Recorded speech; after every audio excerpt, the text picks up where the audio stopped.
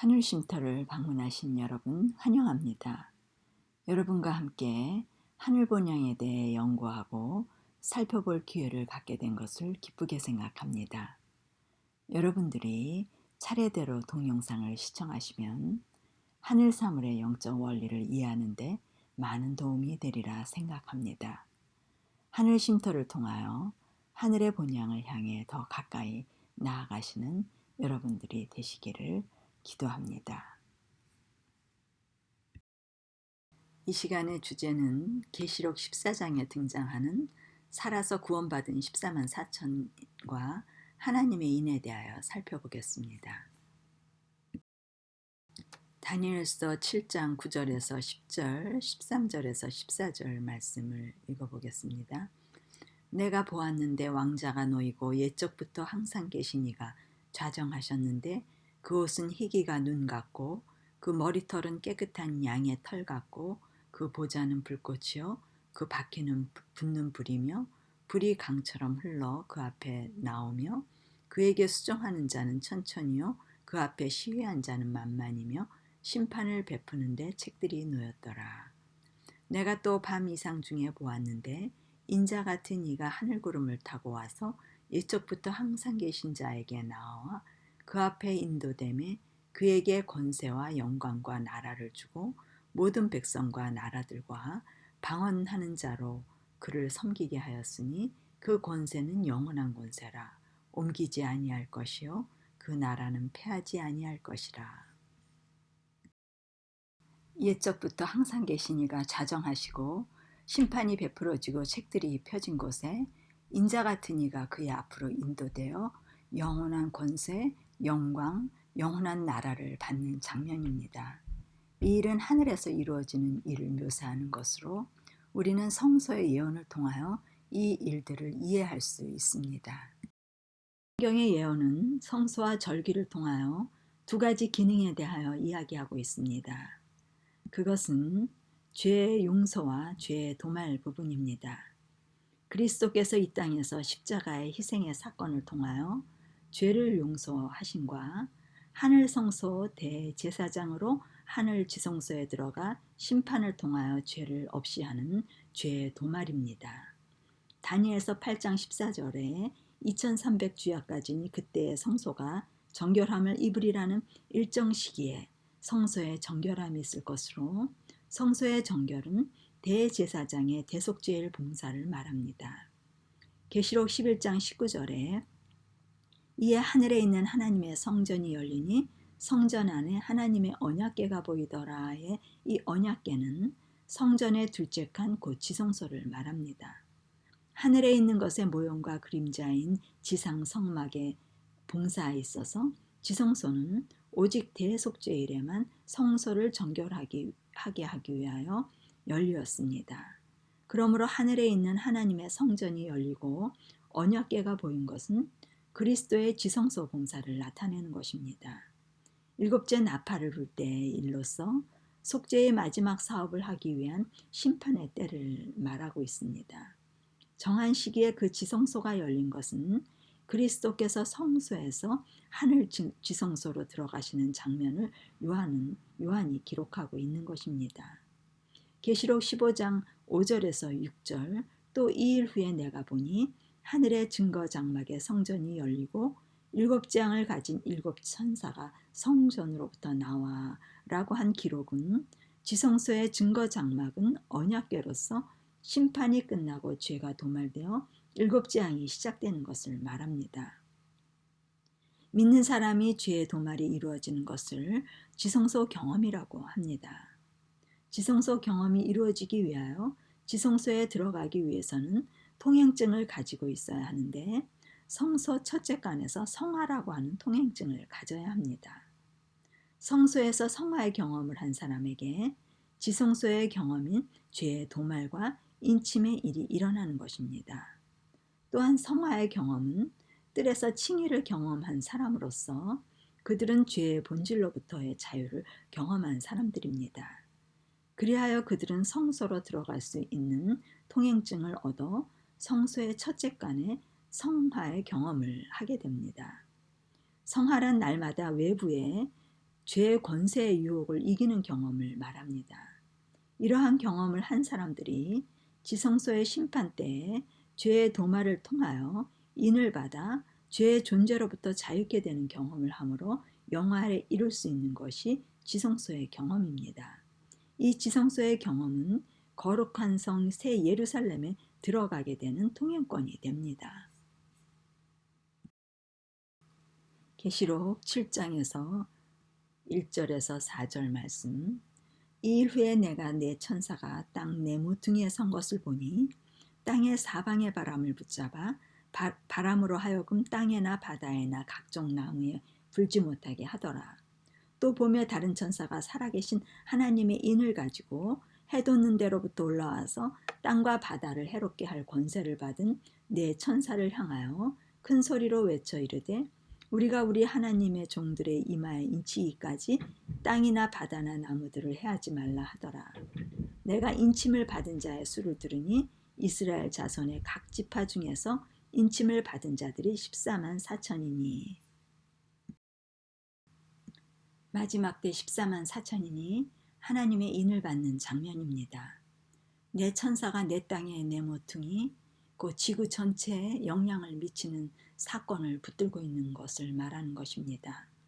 사방바람이란 구약에서 바람은 파괴적인 세력을 상징하는 것으로 하나님의 대리자 역할을 하고 있는 하나님의 병거로 심판과 관련된 상징적인 의미가 있습니다. 내 천사가 그 사방바람을 붙잡는 모습은 전쟁과 재난이 하나님의 제어하시는 능력에 의하여 억제되고 있는 모습으로 인치는 일이 끝나고 천사들이 바람을 놓는 순간부터 계시록 16장 7재앙이 시작되는 것을 알 수 있습니다. 지금 우리가 살고 있는 이 기간은 하나님께서 자신의 백성들에게 인치는 시기로서 이루어져야 할 모든 것들이 신속히 이루어질 다급함을 알려주는 시기입니다.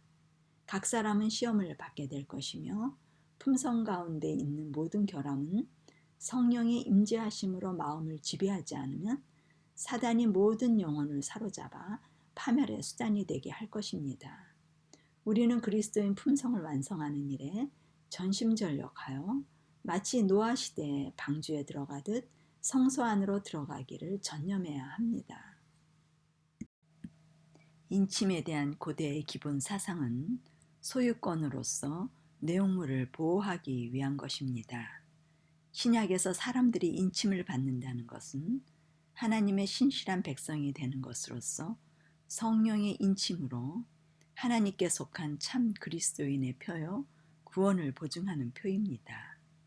이 세상 역사상 최후의 위기의 때에 인치는 일은 에스겔의 9장에서 인침을 받은 사람들이 예루살렘에 내리는 심판의 기간에 보호함을 받는 것처럼 보호의 표로서 출애굽 때의 재앙에서 어린 양의 피를 문설주와 임방에 발라서 보호함을 받는 것 같이 인침을 받은 14만 4천의 하나님의 백성은 마지막 7째 재앙 때에 하나님의 특별한 보호 아래 있게 될 것입니다. 하나님의 신실한 그리스도인들이 인침을 받을 때 그들의 이마에 하나님의 이름이 새겨집니다. 반면 복음을 거절하고 반대하는 사람들에게는 짐승의 표를 받게 됩니다. 하나님의 인은 사람이 볼 수 있는 어떤 표나 도장이 아니라 영적으로나 지적으로 진리에 굳게 서는 품성을 말하며 흔들릴 수 없게 되는 그리스도의 품성을 말합니다. 살아계신 하나님의 인은 그리스도와 같은 품성을 지닌 사람들에게만 처질 것입니다. 이러한 품성의 인을 받기 위하여 성령이 임재해야 하며 성령의 임재는 마음이 정결케 되어야 임하실 수 있습니다. 그리스도를 문 안으로 초청하려면 마음의 쓰레기가 모두 버려져야 합니다. 쓰레기가 버려지도록 구하고 찾고 두드리는 열렬한 기도가 필요합니다. 기도란 간절한 바람이 되며 마음을 다하고 뜻을 다하여 목숨을 다하여 찾아야 합니다. 그러한 겸손한 심령에 하늘의 능력이 동반될 것입니다. 그때 성령께서 임재하시어 모든 심령에 더러운 것들을 다 태워 제거하시고 정결케 하시어 간구하는 심령 속에 들어오실 것입니다. 그것이 그리스도께서 임재하시는 유일한 길입니다. 그리하여 성령의 임재로서 성소가 지어지며 성소 안에서 그리스도와 동행하는 성화의 삶을 살 수 있습니다. 이것이 그리스도를 구주로 영접한 것으로 거듭났다고 말하는 것입니다. 오늘날 거듭남의 기준이 성경적 기준과는 다른 표준으로 낮추어 놓아 성령의 임재로서 거듭남을 경험하는 일은 쉽게 일어나지 않습니다. 성경적 표준으로 돌아가야 성소가 세워지며 그리스도와 동행할 수 있습니다. 이 첫 발자국을 내딛어야 전진이 가능합니다. 이것이 되어지지 않는다면 그리스도의 품성은 우리에게 절대로 일어나지 않는 불가능한 일입니다. 그리스도의 마음이 이루어진 것 같다가도 자신의 마음으로 돌아가는 끊임없는 시소 현상이 일어나게 됩니다. 성소안은 항상 평화가 이루어지는 곳이며 거룩이 유지되는 곳입니다. 그곳은 요동함이 없는 그리스도께 향하여 전진할 수 있는 곳입니다. 우리는 그리스도 안에서 장성한 분량에 도달하기 위하여 그분의 충만하심을 구해야 하며 우리 앞에 있는 표대를 향하여 나아가야 합니다. 그 표대는 그리스도 품성의 완전함으로 그들의 이마에 인을 받아 지성소의 경험을 갖게 되어 영화에 이르는 것입니다. 그들은 그리스도 안에서 완전할 것이요 기록하는 천사는 다 이루었다고 전할 것입니다. 창조 후 하나님께서 천지와 만물이 다 이루니라는 기록을 하셨습니다. 그리스도의 십자가의 죽음 앞에서 그리스도께서는 다 이루었다고 하신 그 기록이 하나님이 전하신 복음의 비밀이 다 이루리라고 하신 완전함이 14만 4천을 통하여 또한 이루어지는 것입니다. 그리하여 창조와 구속이 다 이루어지는 것입니다. 우리가 그리스도를 영접하여 하나님의 자녀가 될 때 성소의 휘장의 핏부림으로 인하여 우리의 이름은 어린 양의 생명책에 기록되고 지성소의 심판 때까지 거기 남아있게 됩니다. 심판의 때 각 사람의 이름이 불리어지고 기록한 책들을 펼쳐 기록들을 조사하게 됩니다. 그때 만약 우리의 악한 행위를 완전히 회개하지 않아 용서받지 못한 채 기록책에 죄를 남겨두고 있으면 그의 이름은 생명책에서 지워지고 그의 선행 기록도 하나님의 기념책에서 지워지게 될 것입니다. 하나님께 자신을 바친 사람들의 이름이 모두 다 기록되되 그들의 품성이 재검토되어 그들의 이름을 생명책에 그대로 둘 수 있을지 없을지 어린 양의 피로 품성의 옷을 씻어서 회개할 수 있는 은혜의 기간이 허락되었을 때 죄와 이기심에서 자신을 분리시켰는지 도덕적 가치를 달아보게 되는 것입니다. 성소의 저울에 달려 도덕적 영적 상태가 허락하신 특권과 축복에 일치하였는지 여부에 평가가 있게 될 것입니다. 주어진 빚과 받은 바 기회에 의하여 판정을 받게 될 것입니다. 받은 바 축복이 위탁된 하나님의 사업을 수행할 자격을 갖추어 주지 못했다면 부족함이 배었다는 선고가 내릴 것이요 하나님께서 그리스도께서 손에 키를 가지고 계셔서 키질하는 일이 있을 때 타작마당을 철저히 정결하게 하셔서 그리스도의 형상을 완전히 반사하게 하여 순결하고 진실한 한 백성을 소유하게 되실 것입니다.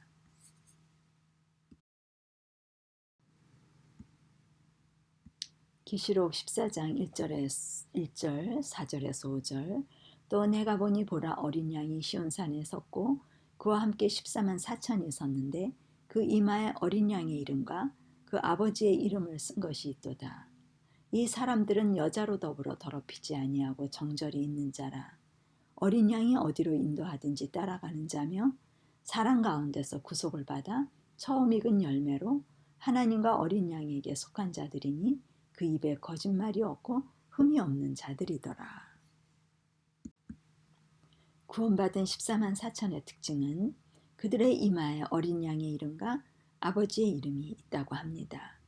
이름이란 품성, 곧 법을 의미하는 것으로 하나님의 법이 그들의 생각 속에, 마음속에 새겨져 원칙이 되고 더럽히지 않고 정절이 있는 자로서 그 입에 거짓말이 없고 흠이 없는 자들, 곧 하나님의 계명에 순종하는 사람들입니다. 그들은 살아있는 사람 가운데서 구속을 받아 처음 익은 열매가 됩니다. 처음 익은 열매는 유월절과 무교절과 요제절과 오순절 봄절기에 드려졌던 곡식단으로서 봄절기의 경험을 가진 사람들로서 가을절기에 그들은 심판에 대한 기별을 전하는 사람들입니다. 그들은 성소 안에 거하는 자들로서 곧 이르러 올 심판을 준비하는 사람들로 창조주 하나님의 능력에 대해 나팔을 부는 사람들입니다. 그들은 지성소 봉사의 심판을 통하여 죄의 도말로서 알곡임이 증명되었고 그리스도의 재림을 준비한 사람들입니다.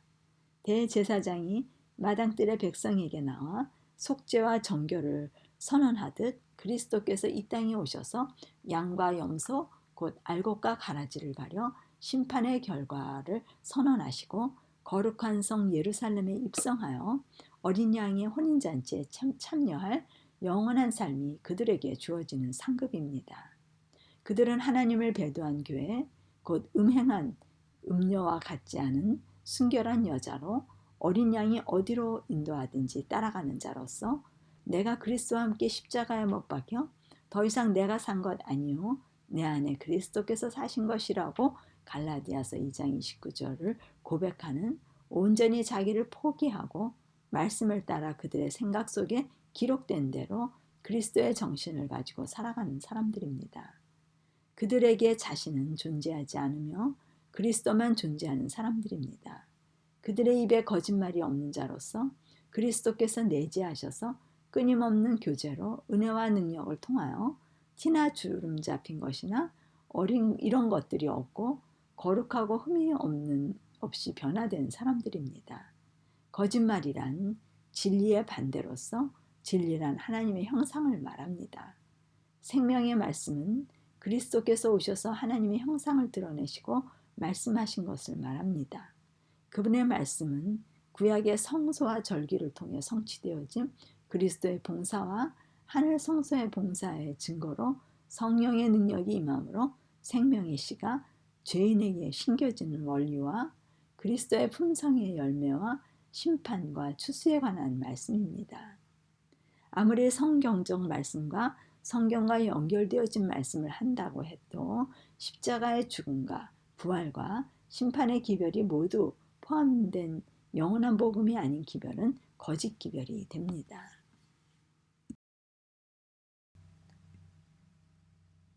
계시록 14장 6절에서 7절 또 보니 다른 천사가 공중에 날아가는데 땅에 거하는 자들 곧 여러 나라와 족속과 방언과 백성에게 전할 영원한 복음을 가졌더라.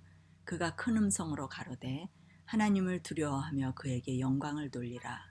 이는 그의 심판하실 시간이 이르렀음이니 하늘과 땅과 바다와 물들의 근원을 만드신 이를 경배하라 하더라. 14만 4천인들에 관한 기록이 계시록 14장 1절에서 5절까지 기록되고 6절부터 세 천사가 전하는 말의 내용이 나옵니다. 14만 4천인과 세 천사가 전하는 말씀은 서로 연관된 것을 알 수 있습니다. 다른 천사가 공중에 날아가는데 영원한 복음을 가지고 전파합니다. 복음이란 천사나 하늘의 영적 존재자가 전하는 것이 아닙니다. 복음이란 사람이 전하는 것으로서 그리스도께서 인성을 쓰시고 이 땅에 오셔서 우리에게 복음이 되실 수 있었던 것 같이 사람이 사람에게 전하는 것으로 제자들에게 능력을 주셔서 복음 전함을 당부하신 것입니다. 그렇다면 계시록 14장 6절의 천사란 앞절에 묘사된 14만 4천인들로서 그들이 영원한 복음을 가진 자들이 되는 것입니다. 14만 4천은 진리를 전하는 자들로서 영원한 신구약 모두의 복음의 내용을 소유하는 창조 때 전하던 복음이 곧 마지막 때 전하는 복음의 기별을 전하는 사람들입니다. 그 천사들이 공중에 날아가며 외치는 말이라고 하는데, 진리를 받아들이고 온 세상을 향하여 능력을 가지고 진리를 펼치는 사람들을 말합니다. 멸망해가는 어두운 세상에 전할 마지막 메시지를 가진 자들로서 14만 4천인들은 세상의 빛과 파수꾼의 역할을 하는 사람들입니다. 그들이 땅에 거하는 모든 족속에게 전할 영원한 복음을 내용은 심판하실 시간이 이르렀음을 경고하는 기별입니다. 그리스도의 재림 직전의 기별은 심판의 기별로서 창조주 하나님을 경배하며 그분께 영광을 돌리는 것입니다. 14만 4천이 전하는 영원한 복음은 하늘 성소에 계신 그리스도를 전하는 성소 기별로서 하늘 지성소 심판에 관한 내용입니다. 성소는 그리스도의 희생으로 죄인이 의롭게 창조되어지는 길, 새로운 피조물이 되어 창세기의 하나님의 형상 회복에 대한 믿음으로 말미암는 의에 관한 이야기입니다. 그리하여 창세기 1장 창조의 법칙, 곧 태초의 생명의 원리가 모두 회복되어지는 내용을 말합니다. 창조주를 경배할 수 있는 하나님의 형상이 죄인들에게 회복되어지면 무너진 여섯째 날의 회복은 곧 일곱째 날 안식일 예배의 회복으로 그때서야 비로소 창조주와 피조물의 바른 예배가 이루어질 수 있다는 내용의 기별이 핵심이 됩니다. 하나님의 완벽한 창조의 능력이 믿음으로 말미암는 의라는 기별을 그들이 전하게 됩니다.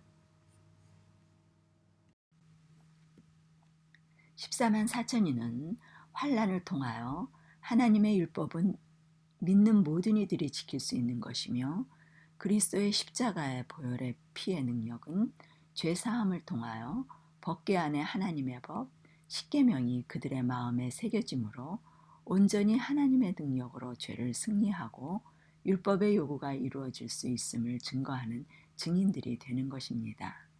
사단은 역사 속에서 십자가의 능력을 왜곡시켜 하나님의 율법은 지킬 수 없는 것이라고 유혹해왔고, 죄를 승리하지 못하도록 모든 그리스도인들을 속이며 마술을 걸어 잠들게 해왔습니다.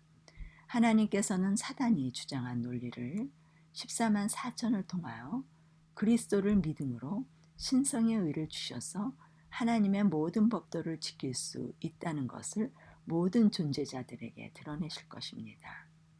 그리하여 하나님께서 당신의 나라로 구성할 백성은 어떠한 사람이 되어야 한다는 데 대하여 오해가 없도록, 더 이상 죄에 대하여 연약한 인성을 핑계할 수 없도록 하늘 가족을 구성할 만한 자들로 자격을 갖출 수 있다는 것을 그들을 통하여 드러내실 것입니다.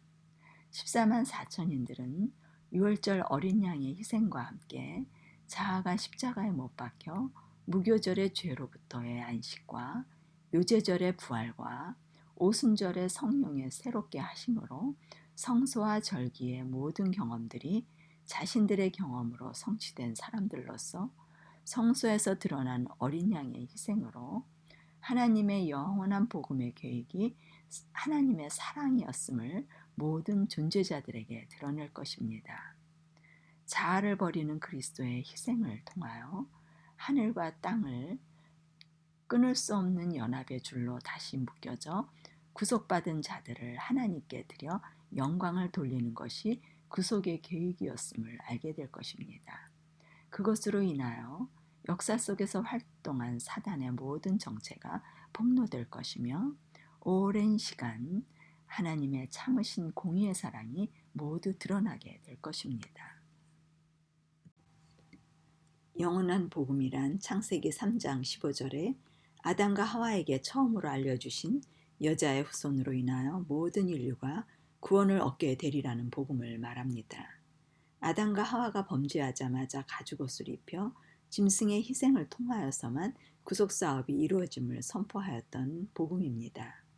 그리하여 짐승의 희생의식과 함께 성소와 제사장과 절기를 통하여 구원이 어떻게 이루어질 수 있는지 알려주시는 내용이 영원한 복음입니다.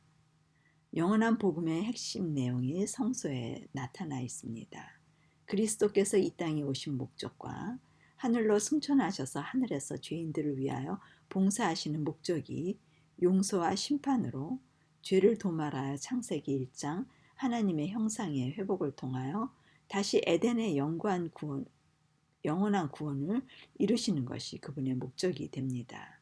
구원은 봄절기의 핵심인 죄의 용서만이 아니라 가을절기의 핵심인 죄의 도말로서 온전한 구원이 이루어질 때 그리스도의 재림이 이루어지며 영원한 구속이 완성됨을 드러내는 내용으로 성소의 도를 설명하는 성소기별이 영원한 복음입니다.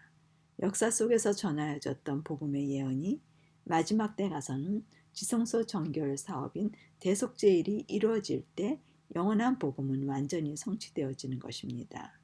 그러므로 말세에 전할 복음의 기별의 내용은 그리스도의 지성소 봉사와 함께 성소의 기별과 절기와 심판과 재림의 기별과 새 예루살렘의 입성이 영원한 복음의 기별의 내용이 됩니다. 각 시대의 구원의 기별은 전파되어 왔지만 심판은 말세가 되어야 시작되기 때문에 마지막 시대의 14만 4천에게 맡겨 전하여질 복음이 됩니다.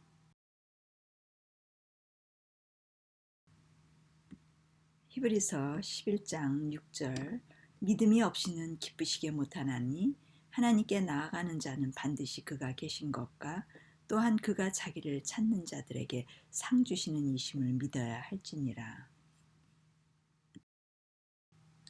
역사 속에서 각 시대의 그리스도인들이 그리스도의 희생을 통하여 죄의 용서로 구원을 받았고 그들의 생애에 그리스도의 삶이 드러나는 성화의 삶을 살다가 생애가 마쳐진 믿음의 선조들은 그들의 죄의 용서로 휘장에 피가 뿌려져 구원을 받고 죽었으므로 구원은 받았으나 그들도 죄의 도말 때에 가서야 완전한 구원이 이루어질 수 있습니다. 마지막 때 14만 4천인의 사명이 역사 속에서 모든 믿음을 가지고 죽은 신앙의 선조들의 삶을 완성시켜 줄 것입니다. 그들이 있으므로 구속의 역사가 마쳐지고 모든 믿는 이들의 소망인 그리스도의 재림이 이루어지는 것입니다. 역사의 마지막 때 살아서 심판을 통해 죄의 도말을 경험함으로써 그리스도의 재림을 맞이한 사람들만이 땅에서 구원을 얻는 경험의 노래를 부를 것입니다. 과거의 믿음의 선조들도 부르지 못하는 새 노래입니다. 믿음의 선조들의 구원이 14만 4천인의 온전한 품성으로 인하여 완성되어 그들의 죄의 도말은 선조들의 믿음의 삶에 대한 보상을 받을 때이기 때문입니다. 히브리서 11장은 믿음의 장으로 믿음의 사람들은 그가 계신 것과 곧 하나님과 동행한 삶을 살았다는 기록입니다. 곧 성소 안에서의 성화의 삶을 살았다는 의미입니다. 그들과 동행한 하나님께서 그들에게 상을 주심을 믿었다고 합니다. 그리스도와 함께 사는 삶은 번제단에서 죄사함을 받은 십자가의 경험을 통하여 그리스도가 내재하심으로 성소에서 동행하며 사는 사람들이 믿음의 사람들입니다. 곧 성화의 삶을 사는 그들은 때가 되면 상을 받을 것입니다. 그 상은 심판을 통하여 죄의 도말이 됩니다. 죄의 도말은 생명책에 그들의 이름이 보존되어 영원한 생명을 얻을 후사들이 되는 것입니다. 믿음의 사람들은 성소를 통하여 죄의 용서와 죄의 도말로서 그들의 삶에 보상이 있을 것을 말합니다. 그리하여 그들은 죽음으로써 자신들의 상을 받을 때를 기다리고 있는 것입니다. 히브리서 11장 10절 16절 이는 하나님의 경영하시고 지으실 터가 있는 성을 바랐음이니라. 저희가 이제는 더 나은 본향을 사모하니 곧 하늘에 있는 것이라.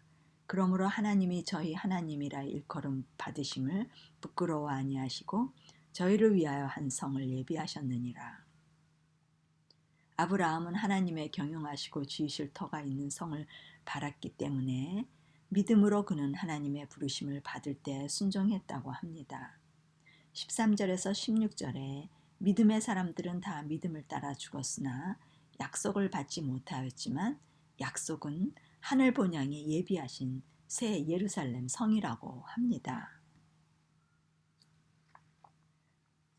히브리서 11장 39절에서 40절 이 사람들이 다 믿음으로 말미암아 증거를 받았으나 약속을 받지 못하였으니 이는 하나님이 우리를 위하여 더 좋은 것을 예비하였은즉 우리가 아니면 저희로 온전함을 이루지 못하게 하려 하심이니라. 믿음의 사람들은 믿음으로 증거 곧 성령을 받고 생명을 얻어 하나님과 언약 관계를 맺으며 성소에서 하나님과 동행하며 사는 사람들이지만 약속을 받지 못하였는데 그것은 하나님께서 하늘에 예비하신 거룩한 성 예루살렘이라고 바울은 기록하고 있습니다. 그러나 그것은 말세에 믿음의 사람들이 아니면 그들의 구원의 온전함을 이루지 못하게 하려 하신다고 합니다. 이 말씀의 의미는 마지막 말세의 14만 4천이 아니면 영원한 복음, 곧 심판을 통하여 죄의 도말이 이루어질 수 없음을 말합니다. 하늘에서의 심판과 죄의 도말로 인하여 그들의 온전한 믿음의 결과 구원의 전 과정이 성취되어지는 것을 말합니다. 예루살렘 성에 지어질 돌들은 모두 규격에 맞도록 제자리에 들어갈 돌들이 준비되어야 완성되어질 수 있는 것입니다. 이것을 위하여 그리스도께서는 하늘 성소에서 자신이 산돌이 되어 우리도 자신과 같은 산돌이 되게 하기 위하여 중보하시고 지성소 봉사를 통하여 심판으로서 완성하시는 것입니다. 이것이 성소를 통한 구원의 계획도입니다. 바벨론 포로 귀환 후 예루살렘 성벽을 쌓을 때 각 지파의 자손들이 성벽에 자기의 몫을 담당하여 성공을 완공하였듯이 새 예루살렘의 성을 지을 때 모든 돌들이 각자의 몫이 완성되어야 건물이 완공되어질 수 있습니다. 아무리 각자 자신이 훌륭한 돌이 된다 하더라도 모든 돌들이 없으면 성은 완공될 수 없습니다. 예루살렘 성의 완공은 마지막 사람의 품성의 완성으로서 이루어질 수 있습니다. 심판을 통하여 죄의 도말은 알곡과 가라지가 분리되어 하늘 곡간, 곧 새 예루살렘 성에 들어갈 알곡이 될 수 있는 것입니다. 죄의 도말을 통하여 모든 돌들이 성을 위해 준비되어지는 것입니다. 심판을 통한 죄의 도말 없이 그리스도의 재림은 존재하지 않습니다. 우리 그리스도인들의 모든 희망은 그리스도의 재림을 통한 하늘 도성에서의 영원한 생명을 누리는 것입니다. 히브리서 11장 14절에 우리가 여기는 영구한 도성이 없고 오직 장차 올 것을 찾나니의 기록은 장차 올 새 예루살렘 성전으로서 결국 인류의 구원의 역사는 성소의 역사로 시작되어 하늘 도성의 새 예루살렘 성으로 들어감으로 마치게 됩니다. 그것이 하나님의 나라와 집입니다. 히브리서 12장 22절서부터 24절에 우리가 이른 곳은 하나님의 도성인 하늘의 예루살렘이라고 기록하며 그것은 진동치 못할 나라를 받은 것이라고 말합니다. 새 언약 하에 있는 그리스도인들이 소유한 나라는 영원히 흔들리지 않는 나라로서 그리스도인들은 그리스도의 피에 의해 옛 언약이 할 수 없었던 진동하지 않을 하나님의 나라를 소유하여 영원한 구원이 있을 것이며 인생의 긴 여정을 끝내고 하늘에 들어가 하나님과 함께 영원히 거할 수 있는 특권이 주어졌습니다. 우리는 오늘 자신의 현주소를 파악해야 하며 성소 안으로 들어가 하늘성을 짓기에 적합한 품성의 은혜를 받아야 하는 때입니다. 계시록 14장 8절 또 다른 천사 곧 둘째가 그 뒤를 따라 말하되 무너졌도다 무너졌도다 큰 성 바벨론이요 모든 나라를 그 음행으로 인하여 진노의 포도주로 먹이던 자로다 하더라. 또 다른 천사 곧 둘째라고 합니다. 첫 번째 천사 기별이 전파된 이후에 뒤를 이어 전하는 기별로서 첫째 천사의 메시지가 세상의 종교계의 타락상을 드러내어 경고할 때 그 기별을 거절함으로 종교 세력인 바벨론이 무너짐을 말합니다. 첫째 천사의 기별, 심판하실 시간이 이르렀으니 창조주 하나님을 경배하고 그에게 영광을 돌리라는 기별은 이 세상 역사의 마지막 때에 살고 있는 모든 사람에게 창조주와 언약 회복에 대한 복음을 받아들이느냐 거절하느냐를 결정하게 합니다. 바벨론이란 혼잡이란 의미로 순결을 잃어버린 잘못된 오류와 혼합되어 더럽혀진 교회를 바벨론이라고 부릅니다. 성경에 바벨이란 단어가 나오는 창세기 11장 바벨탑을 쌓는 이야기가 나옵니다. 하나님을 믿는 이들이 하나님의 말씀을 믿지 못하고 그들 스스로 구원을 얻고자 성을 쌓아 스스로 구원을 얻으려고 노력함을 말합니다. 그들은 노아의 아들 함의 자손으로 하나님을 믿는 사람들입니다.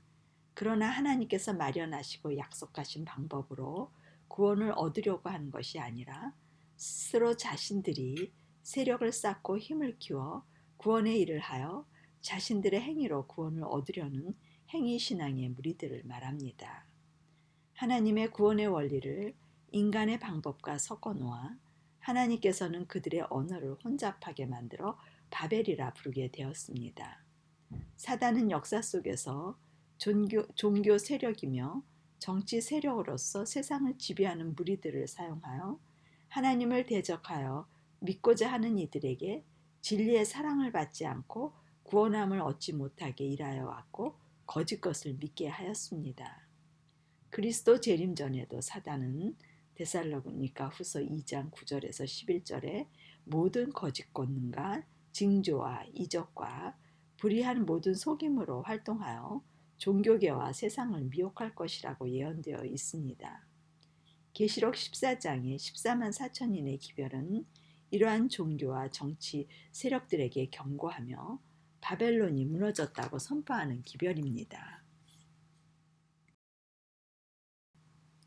계시록 18장 1절에서 5절 이 일 후에 다른 천사가 하늘에서 내려오는 것을 보니 큰 권세를 가졌는데 그의 영광으로 땅이 환하여지더라.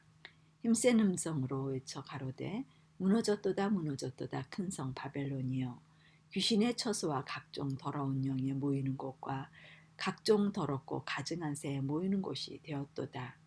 그 음행의 진노의 포도주로 인하여 만국이 무너졌으며 또 땅의 왕들이 그로 더불어 음행하였으며 땅의 상고들도 그 사치의 세력을 인하여 치부하였도다 하더라. 또 내가 들으니 하늘로서 다른 음성이 나서 가로되 내 백성아 거기서 나와 그의 죄에 참여하지 말고 그의 받을 재앙을 받지 말라. 그 죄는 하늘에 사무쳤으며 하나님은 그의 불의한 일을 기억하신지라.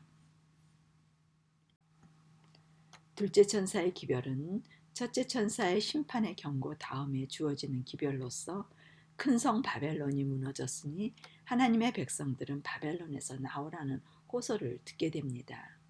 14만 4천이 하나님의 품성을 소유할 수 있는 창조주의 능력을 전할 때 권세와 능력이 나타나고 그들의 품성의 아름다움이 드러나는 것이 영광으로 땅이 환하여진다고 말합니다.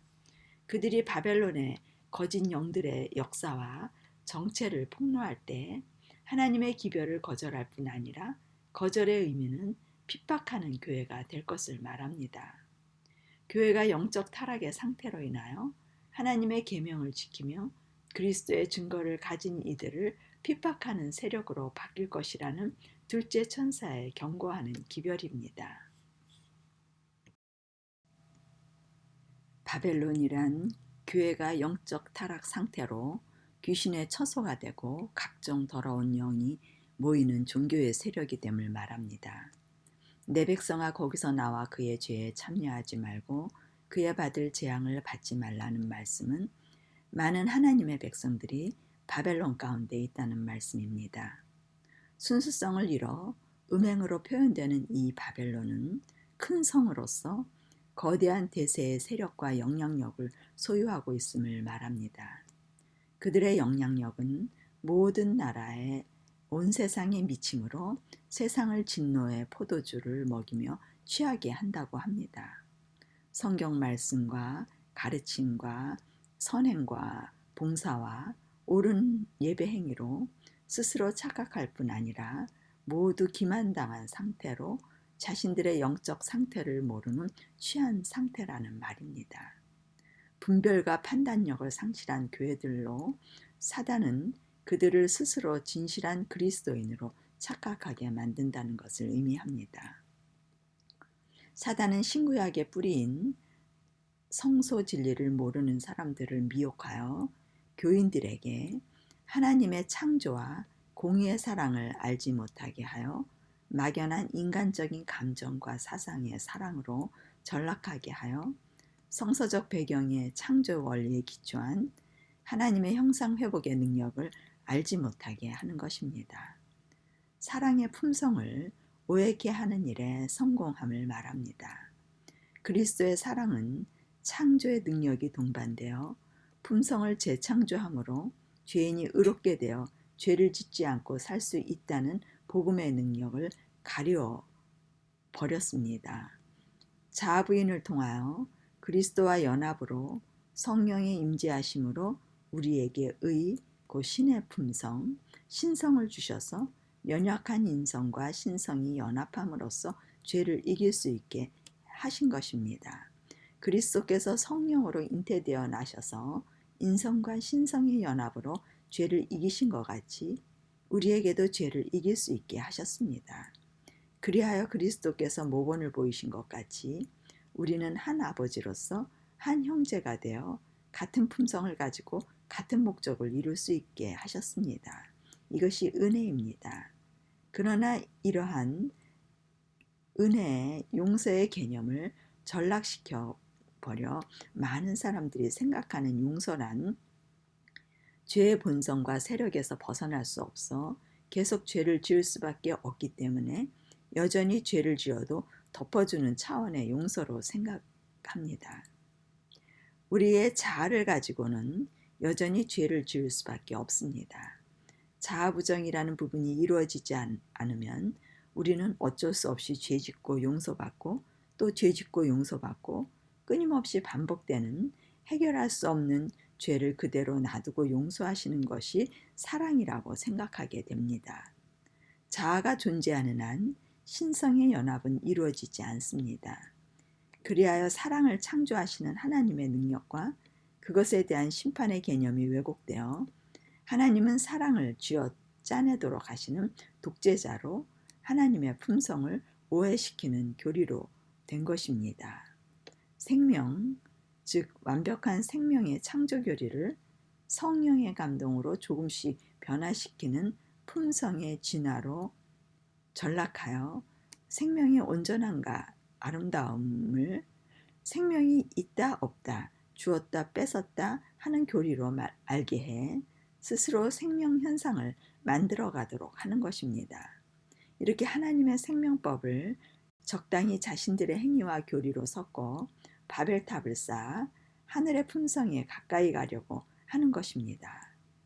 그러다 보니 선행과 여러 가지 사랑의 행위를 강조하는 사상으로 전락되었으며 사단은 그러한 일에 기적을 적당히 행하여 기적이 따르는 모든 것들이 다 하나님께로부터 온 것처럼 가장하여 믿는 사람들이 음행의 포도주에 취하게 된 것입니다. 큰 성 바벨론은 귀신의 처소며 각종 더러운 영이 모이는 곳이라 각종 기적으로 사람들을 미혹합니다. 이 기적은 마치 하나님께서 일으키시는 기적처럼 생각하게 만들어 미혹되는 것입니다. 하나님의 기적은 생명의 창조로서 생명이 창조되면 그 즉시 생명 현상이 자연스럽게 일어나는 것입니다. 이것이 십자가에서 마련해 놓으신 신성의 능력을 주시는 기적으로 우리에게 주시고자 하는 가장 큰 선물입니다. 진정한 자아부인을 통하여 바른 십자가의 경험이 일어났다면 하나님의 품성, 곧 계명을 지키는 것은 무거운 것이 아니고 쉽고 가볍게 기쁨으로 지켜질 수 있는 것입니다. 믿음이 어려운 것은 자아부인이 없기 때문입니다. 자아부인이 안 된다는 것은 십자가의 경험이 안 되었다는 말로써 하나님의 품성, 곧 신성이 없다는 말입니다. 신성이 없다는 것은 또한 성령의 임재가 없는 것이고, 성령의 임재가 없다는 것은 그리스도께서 영혼 안에 내재하시지 않는다는 말이 됩니다. 라오디게아 교회의 특징은 그리스도를 문 밖에 두어 한 가족으로 맞아들이지 않는다는 것입니다. 그 이유는 자아가 심령에 버티고 있기 때문에, 자아가 버티고 있는 한 그리스도께서는 들어가 주인이 되실 수 없기 때문입니다. 우리는 먼저 자아와의 씨름을 위하여 성령을 구해야 합니다. 진정으로 자아 곧 자신의 가치를 던져버릴 마음이 있는가? 자아 사랑과 자존심과 자부심과 존경과 명예와 칭찬과 여러 가지 다른 사람으로부터 받는 그러한 이 높임, 지금껏 쌓아 올린 자아를 모두 던져버릴 수 있는 마음이 되어 있는가?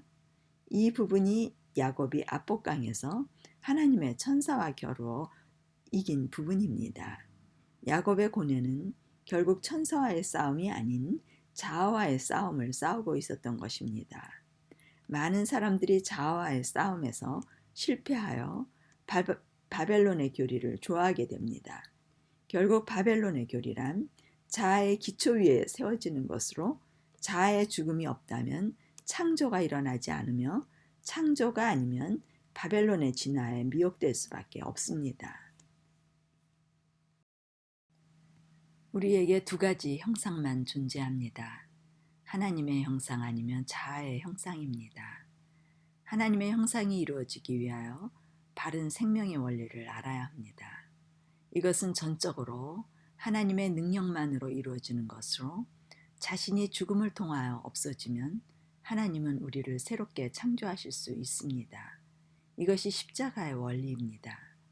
내가 그리스도와 함께 십자가에 못 박히는 것이 죽음입니다.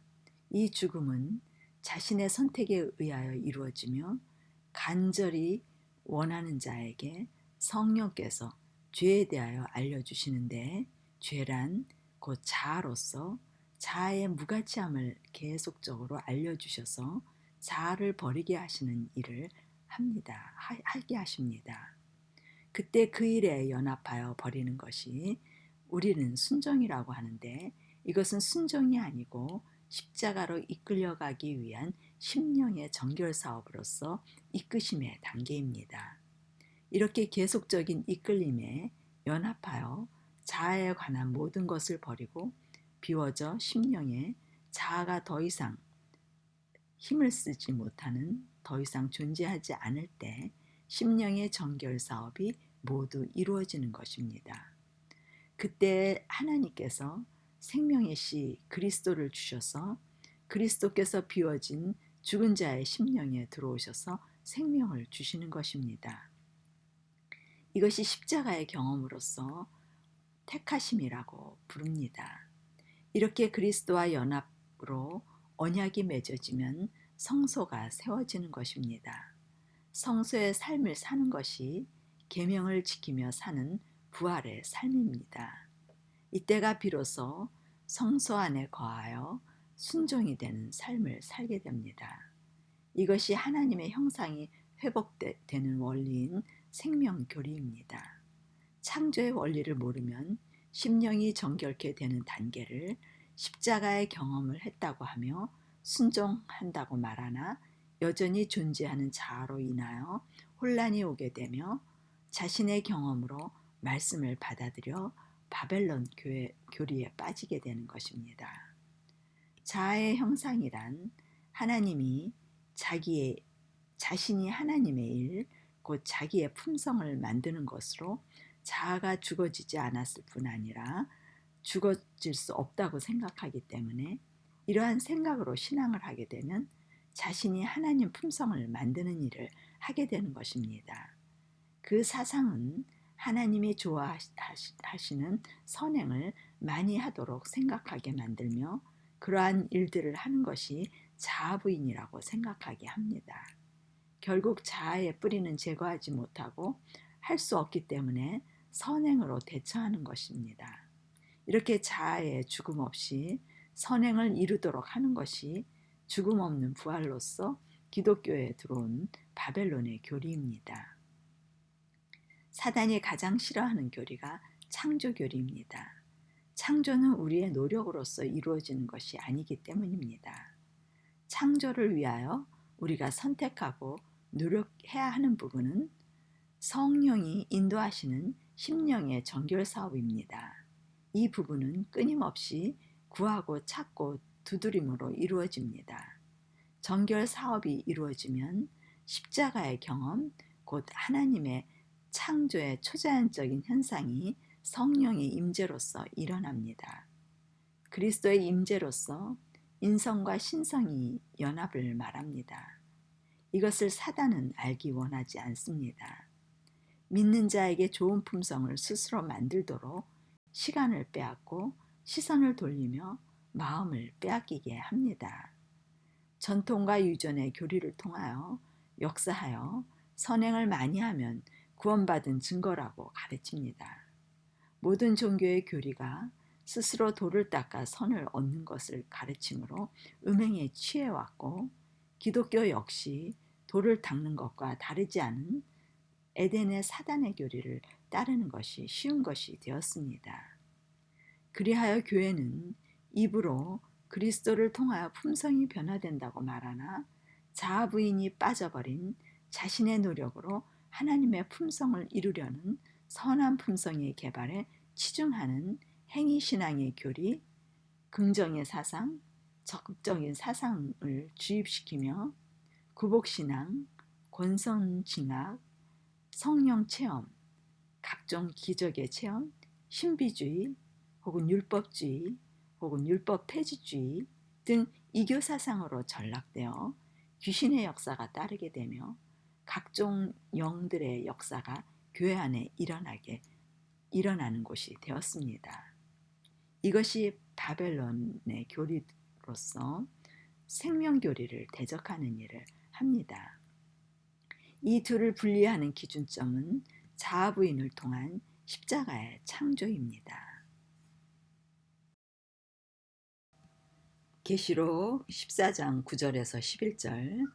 또 다른 천사 곧 셋째가 그 뒤를 따라 큰 음성으로 가로되 만일 누구든지 짐승과 그의 우상에게 경배하고 이마에나 손에 표를 받으면 그도 하나님의 진노의 포도주를 마시리니 그 진노의 잔에 섞인 것이 없이 부은 포도주라. 거룩한 천사들 앞과 어린 양 앞에서 불과 유황으로 고난을 받으리니 그 고난의 연기가 세세토록 올라가리로다. 짐승과 그의 우상에게 경배하고 그 이름의 표를 받는 자는 누구든지 밤낮 쉼을 얻지 못하리라 하더라. 세 번째 천사는 짐승의 경배와 표를 받지 말고 그 받은 재앙을 받지 말 것을 경고하고 있습니다. 이것은 어떤 일부의 계명을 지키느냐 지키지 않느냐의 투쟁이 아닌 근본적인 하나님의 계명을 전적으로 순종하는 그리스도의 품성을 가지고 있느냐 없느냐의 투쟁이 됩니다. 살아계신 하나님의 이는 품성 가운데 하나님의 형상을 가진 자들에게만 찍혀질 것입니다. 그리스도께서 성령으로 잉태되어 나셔서 죄를 짓지 않고 하나님의 형상을 소유하시며 아버지의 성품을 나타내시고 계명을 온전히 지키셨듯이 그리스도인들도 그리스도를 믿음으로 성령으로 잉태되어 새로운 피조물로 창조될 때 비로소 하나님의 형상을 소유할 수 있는 것입니다. 그들이 세상을 향하여 바벨론의 거짓 가르침을 폭로하고 하나님의 인을 받도록 초청하려면 먼저 자신들이 하나님의 형상으로 거룩하게 되는 경험이 이루어져야 하며 모든 죄들을 승리하는 경험들이 있어야 합니다. 하나님의 형상이 창조되어 하나님의 법이 그들의 마음과 생각에 기록되었다는 것은 항상 그들의 사상 속에 계명의 정신이 잠재하여 계명이 지켜질 수 있다는 뜻입니다. 이것이 그들의 이마의 표가 되는 것입니다.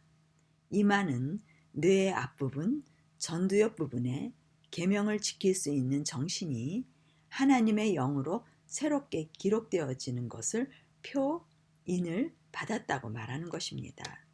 이러한 창조력에 의해 하나님의 인을 받지 않으면 이기심의 정신은 짐승의 표로 인쳐지는 것입니다. 짐승의 표를 받으면 하나님의 진노의 포도주를 섞인 것이 없이 부은 포도주로서 불과 유황의 심판을 받을 것을 경고하고 있습니다. 짐승의 표를 받는 자는 누구든지 쉼을 얻지 못한다고 합니다. 쉼이란 안식, 평안을 말합니다.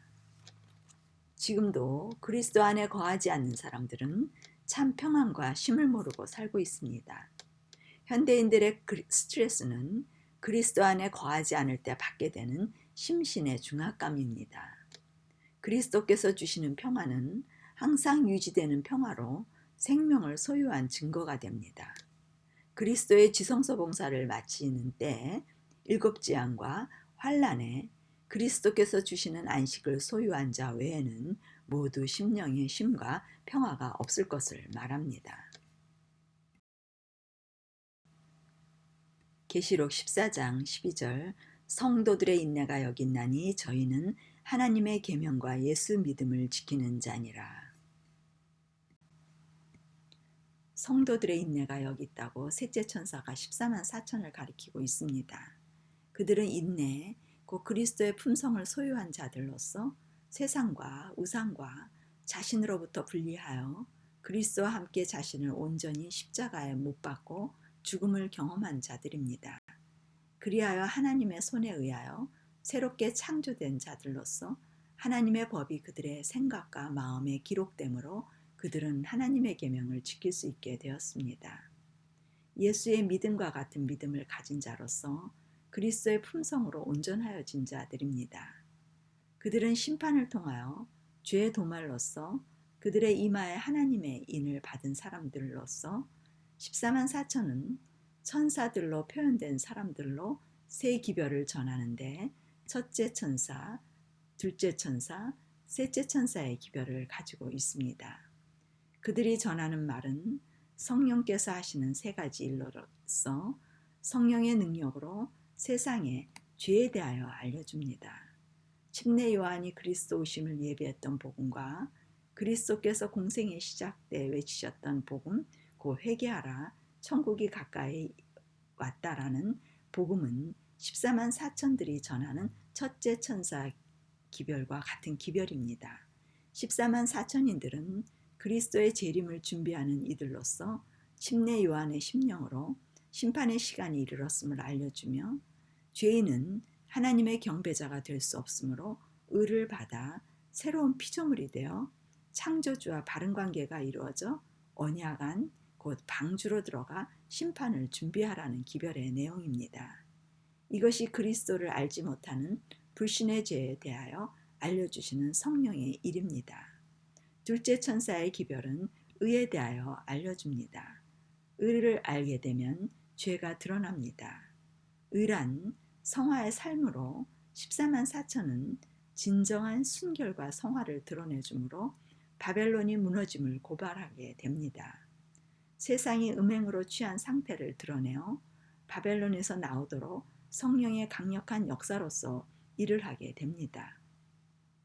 셋째 천사의 기별은 짐승과 그 우상에게 경배하지 말며 짐승의 표를 받지 말라는 기별입니다. 하나님의 인과 표는 심판이 이루어짐을 말하므로 성령의 능력을 힘입어 그리스도와 연합하지 않으면 짐승의 우상과 연합함을 알려줍니다. 메시지의 내용은 살펴본 바와 같이 첫째 천사의 창조주 하나님의 바른 경배자가 되어야 한다는 내용이며 둘째 천사는 바벨론의 정체와 바벨론에서 나오라는 기별이며 셋째 천사의 기별은 심판으로 죄의 도말이 이루어져 두 부류로 나누어질 것이라는 내용을 전하는 것입니다. 14만 4천이 전하는 세 천사의 기별은 그리스도와 연합하여 언약 안으로 들어가도록 전하는 기별의 내용으로서 성소 기별이 됩니다.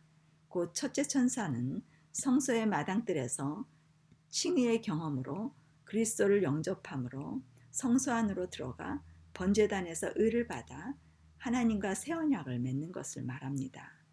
이것은 창조의 언약의 회복으로 그리스도의 품성을 소유하는 것입니다. 이것이 창조주 하나님을 경외하며 영광을 돌리는 일입니다.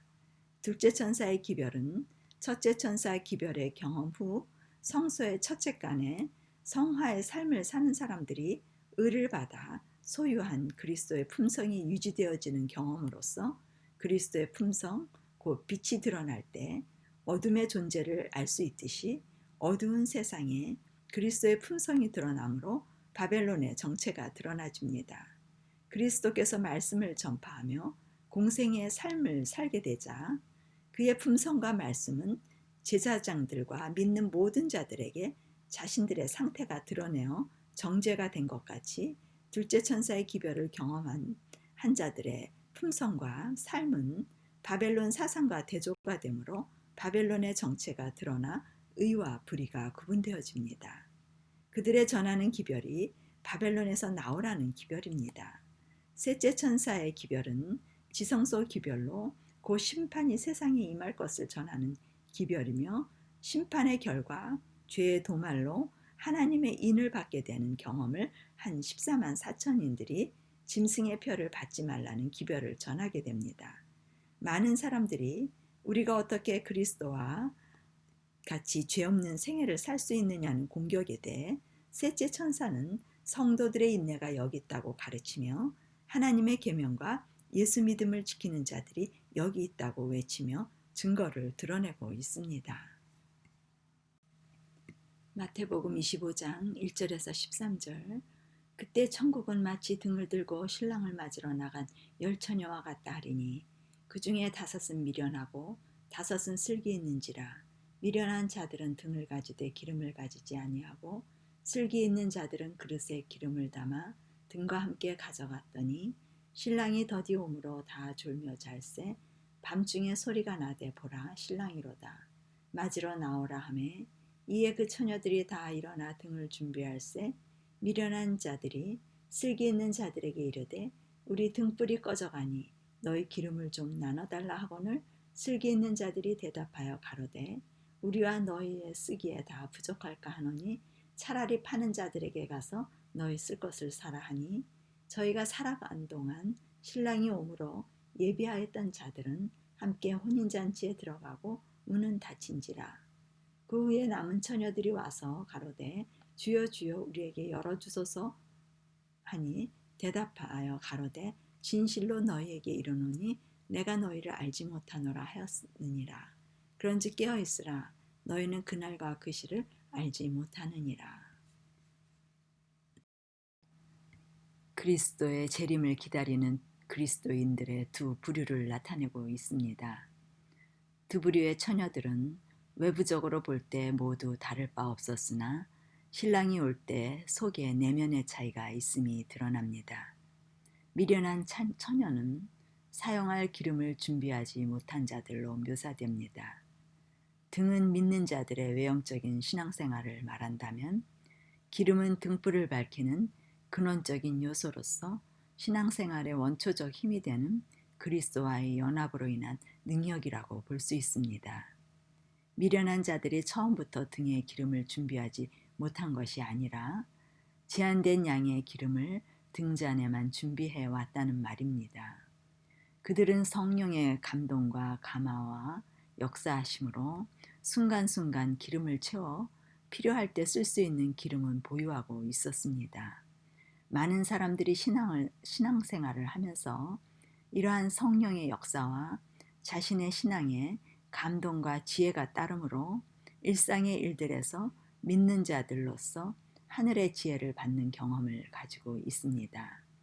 간절한 기도의 응답을 받는다든지 말씀을 볼 때, 들을 때 깨달음이와 현실에 처한 상황들을 지혜로 대처하든지 감정의 속상함과 불평과 불만과 고통과 미움 등의 여러 가지 일들로 평화가 없다가 기도와 말씀으로 평화를 얻는다든지 영혼들에게 지혜의 말씀으로 감동을 준다든지 등의 영적 신앙에 많은 체험들을 가지고 생활합니다.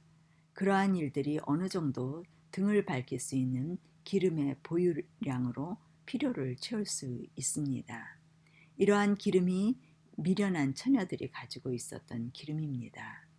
그들은 진리를 존중히 여기고 옹호해 왔으며 말씀을 듣고 감동이 있었고 말씀을 그리워하였으나 마음의 우상이 제거되지 않고 애정의 대상을 가지고 있으므로 세상 것들을 사랑하는 마음과 이기심과 자아사랑 등을 여전히 가지고 있으므로 성령의 임재는 없었습니다. 성령의 임재가 없으므로 그리스도의 부재로서 십자가의 경험이 없었고 그리스도와의 연합이 없으므로 의를 받지 못함을 말합니다. 반석이신 그리스도 위에 떨어져 자아가 깨어지지는 않았으며 자신의 전 존재가 드려지지 않아 언약 관계 안으로 들어가지 못하므로 하나님의 법이 심령에 새겨지는 창조의 경험을 하지 못하였습니다. 그리하여 그리스도의 품성이 자기 것이 되지 못한 상태입니다. 이러한 자신의 상태를 알지 못하고 좋은 신앙인으로 착각한 것입니다. 성령의 감동으로 말씀을 감화는 받았으나 순간적이었습니다. 선한 의도와 선한 생각과 선한 일들은 했으나 여전히 이기심을 가지고 자아 부분이 해결되지 않은 자신의 품성으로 신앙을 한 것입니다. 창조의 경험이 없이 그리스도의 품성을 따르려 한 그리스도인들을 표상합니다. 그들은 이례적인 은혜의 체험과 영적 경험을 할 수 있었으나 끊임없이 기다릴 수 있는 항상 빛을 밝힐 수 있는 품성의 성령의 기름은 보유하고 있지 않았습니다. 그리하여 그들은 신랑을 맞으러 나가 기다리긴 하였으나 그가 올 것에 대하여는 전혀 준비되어 있지 않음을 말합니다. 슬기 있는 자들의 기름은 언제까지나 채워지는 지속적이고 영속적인 하늘의 능력으로 채워주신 기름으로 그것은 결코 떨어지지 않는 기름을 준비했던 것입니다. 성경은 이 기름을 소유하는 길을 제시해 주셨는데 성소는 그러한 기름을 소유하지 않으면 모든 믿는 자들이 기만을 당할 것을 경고해 주는 예언입니다. 성소의 마당들의 번제단에서 자아부인과 함께 그리스도의 십자가에서 언약을 맺음으로 성령의 내재 곧 임재를 말합니다. 내재함으로써 의를 받아 심령의 창조가 이루어져 성화의 삶을 이야기하고 있습니다. 의를 받았다는 것은 신성과 인성의 연합으로서 그리스도의 품성을 받음을 의미합니다. 그리스도의 품성은 빛으로서 그들의 심령의 빛이 항상 거함을 말합니다. 그리스도와의 완전한 연합으로 그리스도가 빛이시고 빛을 소유함으로써 유동치 않고 지속적이고 영속적인 교제와 사랑의 충만함을 소유한 성화의 삶이 가능하다는 십자가의 능력을 드러내는 것입니다. 십자가란 매 순간 흔들리고 요동하며 휘청거리는 연약함이 아님을 보여주는 것입니다. 십자가란 생명을 주는 것으로 생명은 강하고 항상 살아있고 요동치 않으며 항상 충만하고 풍성함을 드러내는 것입니다. 항상 그리스도와 충만한 교제가 이루어져 자신을 지배하는 것입니다. 사단은 이러한 십자가의 능력을 가리워 이러한 능력을 소유하지 않았음에도 불구하고 하나님의 은혜로 믿는 자에게 약간의 기름을 공급해 주신 것으로 십자가의 경험을 했다고 생각하며 평안하다, 안전하다, 잘 믿고 있다, 구원을 받은 증거이다 등 위로의 말로 속삭이며 그 너머에 하나님께서 마련해 놓으신 십자가의 창조의 능력을 보지 못하게 하여 미련한 처녀들로 약간의 기름에 만족하며 자신의 신앙 상태를 보지 못하게 하였던 것입니다. 모두 졸며 잘세라는 말씀에 졸며란 일시적으로 앉은 자세로 고개를 끄덕이면서 잠깐 조는 상태이고 잔다는 것은 완전히 잠에 취해 수면 상태를 유지하는 것으로 슬기로운 자나 어리석은 자가 다 졸며 잠을 잤다는 말은 신랑의 올 시간의 지연을 말하고 그리스도의 재림의 지연을 말합니다. 유대인들의 혼례식은 초저녁경에 이루어집니다. 그러나 밤중에란 한밤중으로 그리스도의 재림의 때가 예고 없이 예상치 못했던 시점임을 알려줍니다.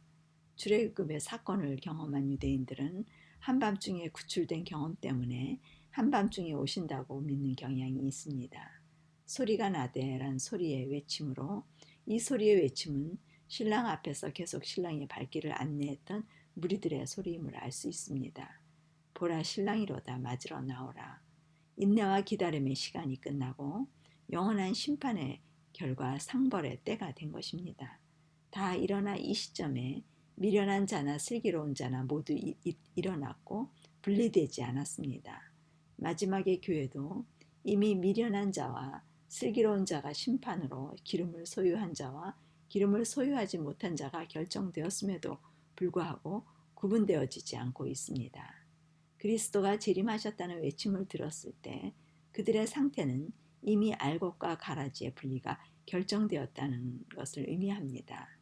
심판은 이미 되었으나 그때까지도 그들 사이에는 분별이 없었습니다. 신랑의 오심은 이미 결정된 심판을 집행하러 그리스도께서 오시는 것입니다. 등을 준비할세란 지금까지 타고 있던 심지에 까맣게 탄 부분을 잘라내고 심지를 다시 돋우는 동시에 예비한 기름을 등잔에 채워넣는 작업을 완료함을 암시합니다. 그러나 준비된 슬기로운 처녀에게는 손쉬운 것이었으나 준비한 기름이 없던 미련한 처녀들에게는 당황하며 예기치 않는 일에 놀라는 것입니다. 이제서야 미련한 자와 슬기로운 자가 확연하게 구분이 되어지는 것입니다. 등불이 꺼져가니란 심판의 때에 등불이 꺼져가므로 그리스도께서 중보하시며 하늘에서 성령의 감동으로 계속적으로 역사하셨기 때문에 그들은 기름을 조금 가질 수 있었고 경험도 할 수 있었으나 지성소의 그리스도의 중보 사업이 끝나면 은혜의 시간은 더 이상 없으며 모든 성령의 역사와 단절됨으로 있는 기름이 없어지면 점점 어두운 상태로 들어감을 의미합니다. 기름을 좀 나눠달라고 준비되지 못한 신앙인이라고 자부했던 모든 사람들이 끝에 종착점에 가서 자신들의 영적 상태를 보고 그리스도 앞에 내놓을 신앙의 기름을 부어달라고 하소연하나 자신들의 결핍을 너무 늦게 깨달아 어리석은 상태를 그제서야 알게 되는 것입니다.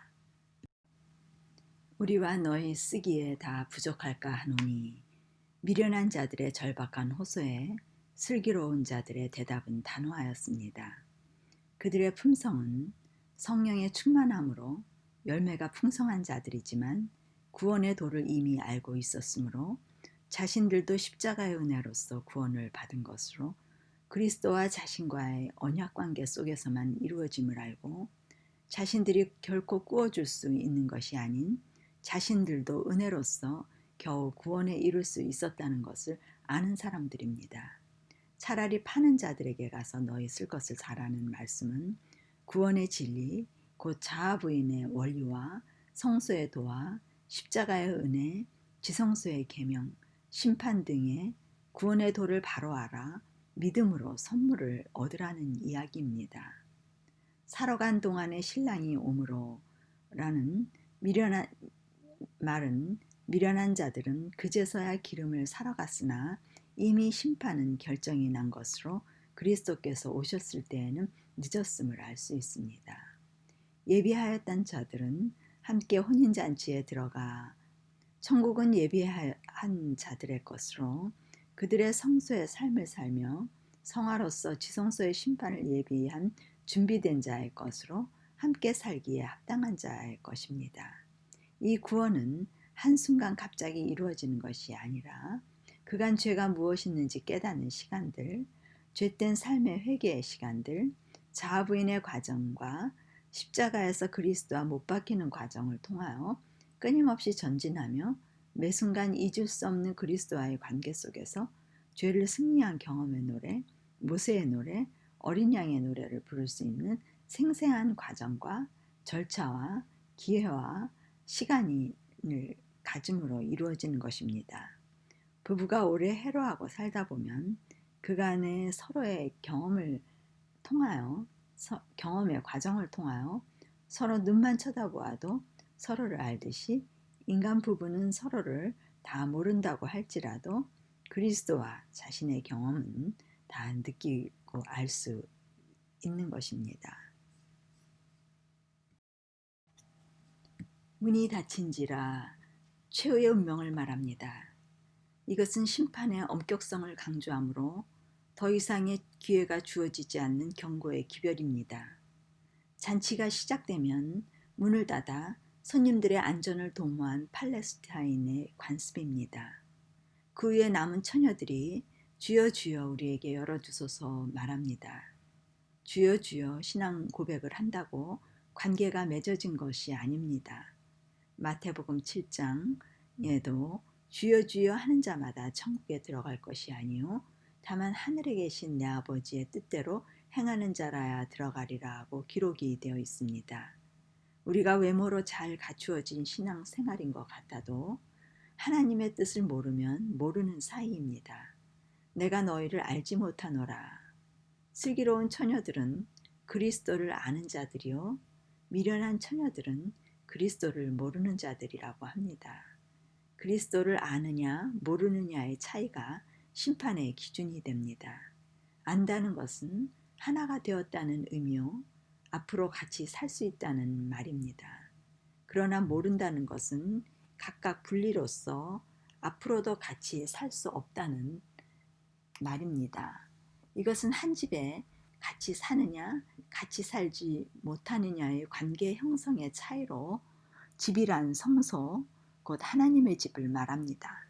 성소에 함께 거하느냐 성소에 거하지 않느냐 곧 하나이냐 분리이냐로서 품성이 같으냐 품성이 다르냐가 결정이 되어지는 것입니다.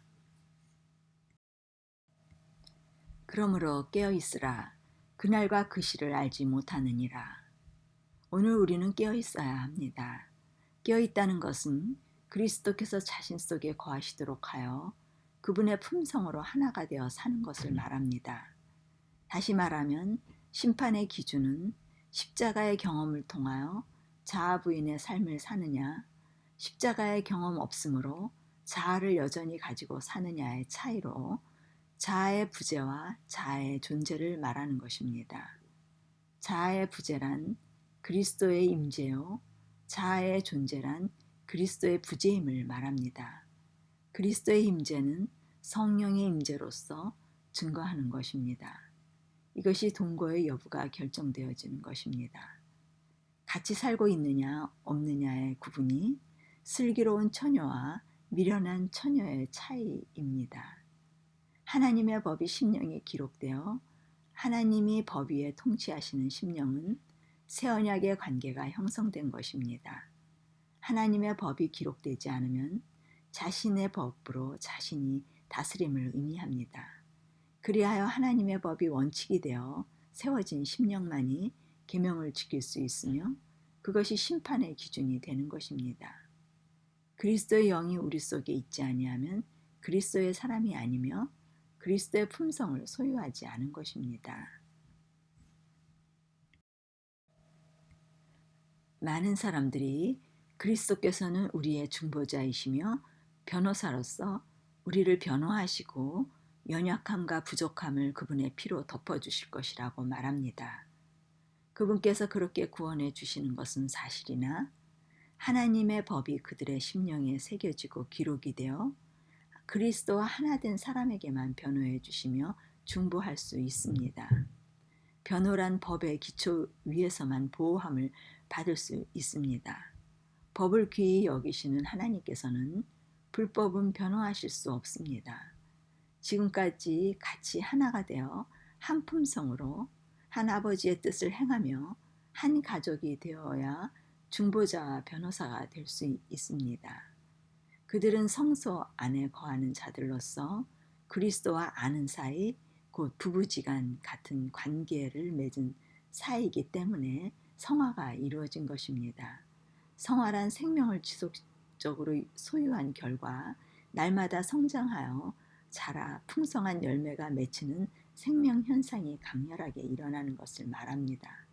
슬기로운 처녀들은 생명을 지속적으로 소유하므로 생명의 시여자이신 하나님의 자녀가 되는 것이며 진정한 하나님을 경배하는 사람들이 될 수 있습니다. 창조주를 경배할 수 있는 피조물이 된 것입니다. 그리스도께서는 나는 너와 관계를 맺으며 아는 사이라고 하시며 그의 피의 공로로 아버지께 간구하여 주십니다. 그러나 미련한 처녀에게는 지속적 관계가 아니므로 나는 너를 모른다고 문을 닫으시는 분이십니다. 성경은 그리스도를 아느냐 모르느냐의 두 부류만 제시하고 있습니다. 중간은 없습니다. 아느냐란 성소가 세워져 하나님과 동거함으로 지속적 품성을 소유함으로 거룩이 유지되어지는 상태를 의미합니다. 그러나 모르는 것은 성소가 존재하지 않으므로 하나님의 임재가 없이 지속적이지 못하고 관계가 끊어지므로 자아와 그리스도와의 연합과 분리의 연속이 되는 것을 말합니다. 겸손한 마음으로 자신의 지식과 경험이 올바른 것인지 성소의 도에 비추어 하늘의 지혜를 구하면 깊은 깨달음을 얻게 될 것입니다. 오늘 그리스도인들은 반드시 하나님의 임재 안 그 성소로 들어가야 합니다. 이것이 신랑의 혼인잔치에 참여하는 유일한 길입니다. 문이 닫혀지기 전에 곧 들어가야 합니다. 열처녀의 비유는 그리스도 재림 바로 전에 사는 교회의 상태를 묘사하고 있습니다. 모든 처녀들이 다 성경 지식을 가지고 있고 그리스도께서 가까이 왔다는 소식을 들었으며 그리스도가 오실 것을 확신하며 기다리고 있는 신앙인들입니다. 우리는 슬기로운 처녀이냐 미련한 처녀이냐를 자문해 봐야 합니다. 자신이 믿고 있는 바를 확실히 하여 확증하는 신앙이 되어야 합니다. 훌륭한 신앙인들이 가는 길이니 나도 따라가면 된다는 신앙은 안전하지 않습니다. 성경의 모든 말씀과 비유는 성소의 도에 비추어 해석되어져야 합니다. 자신이 알고 있는 지식으로 해석이 되어지면 자기 복음이 될 수 있습니다. 하나님께서는 기준점을 주셨는데 성소에 기초한 신앙입니다. 성소는 사랑의 원칙을 명확히 제시해주며 생명의 창조, 즉 품성의 창조를 드러내주는 유일한 지침이 됩니다. 이 시간 14만 4천인과 하나님의 인의 말씀을 통하여 믿음의 선조들이 지켜온 믿음의 마라톤에서 저와 여러분들 모두가 마지막 주자가 되어 지성소의 표대를 향해 달려가 새천사의 기별을 전하여 죄의 도말의 경험을 하는 우리 모두가 되시길 기도합니다. 그리하여 14만 4천의 그리스도의 품성이 우리 모두의 것이 되길 바라며 말씀을 마치겠습니다. 다음 시간 지성소 기별을 좀 더 살펴보기로 하겠습니다. 이 시간 하늘 쉼터를 방문하신 여러분 감사합니다. 다음 시간에 뵙겠습니다.